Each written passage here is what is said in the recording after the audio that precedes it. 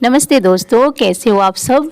ये बताने के लिए कमेंट बॉक्स में जय माँ लक्ष्मी ज़रूर लिखिएगा। तो आज हम बात करेंगे अक्षय तृतीया से जुड़ी बहुत ही इम्पॉर्टेंट और बहुत ही अच्छी बातें करेंगे। पूजा पाठ से जो अक्षय तृतीया से रिलेटिव है ऐसी बातें करेंगे और आप सभी को पूरी जानकारी मिलेगी।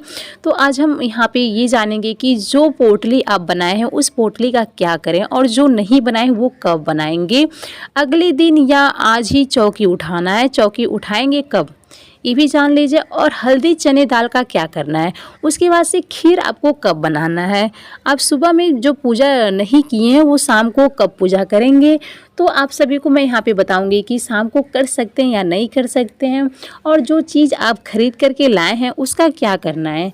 और ये भी मालूम चलेगा कि आप सभी को अगले साल की जो पोटली है उसका क्या करेंगे।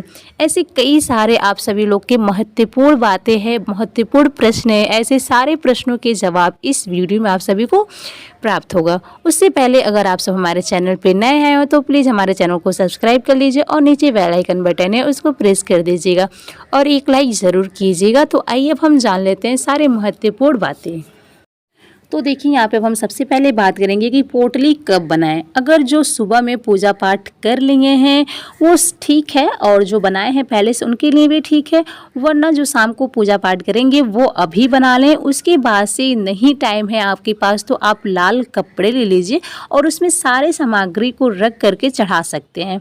उसमें शक्तियाँ प्रभावित होती हैं, उसमें शक्तियाँ प्रवेश होती हैं। इस वजह से पोटली को बनाना बहुत ही अत्यधिक ज़रूरी होता है। और उसके बाद आप क्या करेंगे, सुबह में जो पूजा किए हैं तो शाम को सोने से पहले आप उठा लीजिए। जो पोटली आप चढ़ाएं उसको तिजोरी में रख दीजिए। जिस जगह पे आप सोना चांदी पैसा रखते हैं ऐसे जगहों पे रख दीजिए, या तो आप मंदिर में रख दीजिए। आपको 1 साल तक उस पोटली को टच भी नहीं करना होता है, आप 1 साल के बाद ही उस पोटली को उठाएंगे। और दूसरी बात ये है कि आप भोग कब उठाएं। भोग को आपको कब उठाना है तो यहाँ पे मैं बता दूं कि भोग आपको 6 मिनट बाद भोग उठा लीजिए और कुछ जो वहाँ पे फल फ्रूट है थोड़े बहुत छोड़ दीजिए। उसके बाद से आप भोग उठा करके जो मिठाई वगैरह है वो खा सकते हैं और अपने घरों में वितरित भी कर सकते हैं। और मैं यहाँ पे बता दूं कि इसमें आप व्रत भी रख सकते हैं और या तो नहीं भी रख सकते हैं। व्रत रखना कोई ज़रूरी नहीं होता, आप बिना लहसुन प्याज का खाना शुद्ध खाइए, उसके बाद से पूजा पाठ कर सकते हैं। जिनको शाम को पूजा करना है उन्हें भी उपवास करने की कोई ज़रूरत नहीं है। कोई नियम नहीं है कि आप व्रत रख कर के ही पूजा पाठ कीजिए, ऐसी कोई नियम नहीं है। आप चाहे तो बिना व्रत रखे भी पूजा पाठ कर सकते हैं। सात्विक भोजन कीजिए, उसके बाद से पूजा पाठ कर लीजिए, बिना लहसुन प्याज का ही भोजन कीजिए।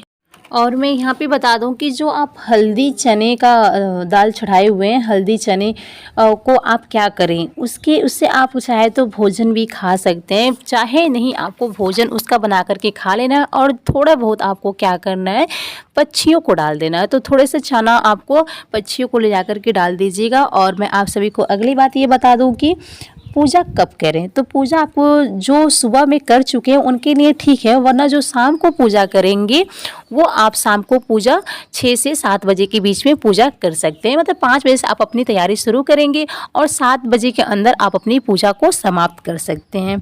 उसके बाद से हम यहाँ पे बात करें कि जो आप सोना चांदी खरीद के लाए हैं, दोपहर में बहुत सारे लोग खरीदे होंगे, तो उनको कब चढ़ाना है। तो आप शाम को जब पूजा के टाइम आप जो वहाँ पे सोना चांदी लेके आए हैं उसको चढ़ा दीजिएगा और उसको भी हल्दी चंदन का टीका लगा करके अक्षत रोली पुष्प सब कुछ उसके ऊपर चढ़ा करके अच्छी तरीके से पूजा पाठ कर लीजिएगा। क्योंकि माता लक्ष्मी की स्वरूप होती हैं, लक्ष्मी जो आप लेके आएंगे खरीद करके तो माता लक्ष्मी को ही चढ़ाइएगा भी।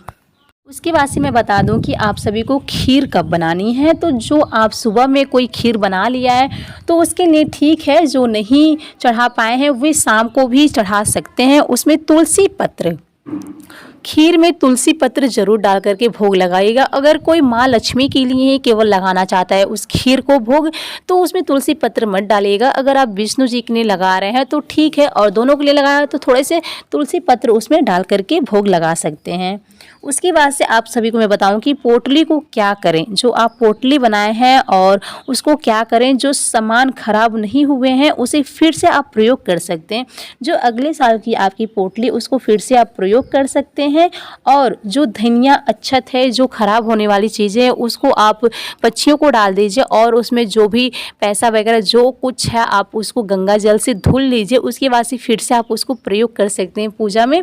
उसी के साथ में जो आप सिक्का डाले हुए हैं उस सिक्का को चेंज कर दीजिएगा। अगर वो चांदी का सिक्का है तो उसको भी गंगा जल से धुल करके भी फिर से प्रयोग कर सकते हैं। तो इस तरीके से आप सभी को करना है। उसके बाद से अब हम बात करें कि जो आज का दिन है ना, वो आज का दिन बहुत ही अच्छा दिन है और आप सभी को इस दिन ना किसी से उधार लेना चाहिए और ना ही किसी को उधार देना चाहिए। और लड़ाई झगड़े कलह कलेश से ये सबसे बचना चाहिए। बहुत ही दूरियां बना करके ज़रूर रखिएगा। उसके बाद से अब हम बात कर लेते हैं कि चौकी कब उठाना है। जो आप चौकी लगा करके रखे हुए हैं, पूजा किए हैं चौकी पे लक्ष्मी जी विष्णु जी का, तो उस चौकी को कब उठाना है।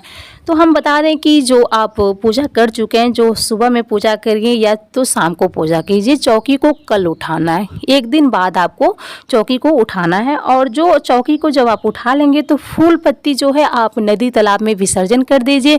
उसके बाद से जो गंगा जल है आप अपने घरों में छिड़काव कर लीजिए। उसके बाद से जो गंगा जल बच रहे हैं तुलसी के पौधे में डाल दीजिए, या तो कहीं ऐसी जगह डाल दीजिए जहां आपका पाँव ना जाए, जहां कोई आता जाता चलता मतलब कि उसके ऊपर पाँव ना पड़े। आप ऐसी जगह उस गंगा जल को डाल सकते हैं। और जो अच्छत वगैरह है वहाँ पे वो आप पक्षियों को डाल सकते हैं इस तरीके से। उसके बाद से आप जो अखंड दीपक, बहुत सारे लोग ये कहते हैं कि क्या अलग से अखंड दीपक जलाना चाहिए, तो अखंड से दीपक जलाने की ज़रूरत नहीं है। जो आप कलश के ऊपर दीपक एक प्रज्वलित किए हुए हैं उसी में आप तिल का तेल डाल करके दीपक को प्रज्वलित कर सकते हैं। उसको भी अखंड ज्योति कहा जा सकता है। तो आप इस तरीके से उसमें मतलब कि लगातार ऑयल डालते रहिए। जो तिल का तेल है वो बुझना नहीं चाहिए, उसी में अखंड ज्योति हो जाएगा। अगर जो नहीं कलश नहीं रखे हुए हैं वो अलग से अखंड ज्योति भी प्रज्वलित कर सकते हैं। वो अपना अलग से अखंड ज्योति प्रज्वलित कर लें। नीचे अक्षत रख दें या तो पुष्प रख दें। उसके बाद से माँ लक्ष्मी विष्णु जी के पास में अखंड ज्योति प्रज्वलित कर सकते हैं। वरना जो कलश रखे हैं उनके लिए कोई दिक्कत नहीं है। वो जो कलश के ऊपर आप दीपक रखे हुए हैं उस पर आप अखंड ज्योति प्रज्वलित कर सकते हैं। तो बस मेरा वीडियो यहीं तक का था और मैं पूरी जानकारी आप सभी को अक्षय तृतीया के बारे में पूरी जानकारी आप सभी को मैं दे दी हूँ। अगर आप सभी को किसी भी चीज़ की डाउट हो, कुछ भी डाउट हो, तो आप फिर से पूछ सकते हैं कमेंट बॉक्स में और कमेंट कर सकते हैं मेरे पास कि जो भी आप सभी को दिक्कत हो मैं आप सभी को सारी बातें बहुत ही अच्छे से और डिटेल से समझा दूँगी। तो फिर मिलेंगे ऐसी एक नेक्स्ट वीडियो में। और जो मेरे चैनल को प्लीज़ सब्सक्राइब नहीं किए वो जल्दी से सब्सक्राइब कर लें और नीचे बेल आइकन बटन है उसको ज़रूर प्रेस कर दीजिएगा। फिर मिलते हैं ऐसी एक नेक्स्ट वीडियो में। तब तक के लिए आप सभी का बहुत बहुत धन्यवाद।